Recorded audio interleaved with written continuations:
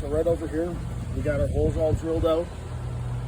And what we're going to do next, we're going to fill these up with concrete and we're going to send them to hammer railing. We already did a dry fit on it, but what we do is, it's always a good idea if you're going to ever set something inside concrete, especially metal, to put a little notch in it, just like that.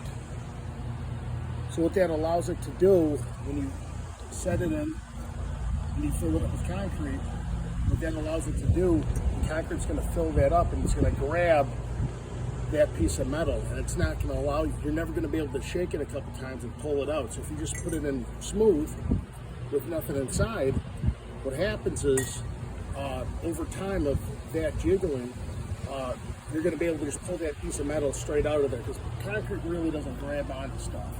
So put a little notch in it, just like that, and when you set it in, the concrete's going to fill it all up. And what that does is it makes it a lot harder to ever just pull this thing off the ground. It's almost going to make it impossible.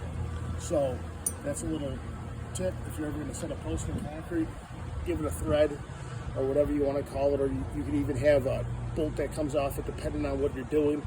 And it just allows it, it makes it a lot more difficult to ever pull this thing out of the ground ever again.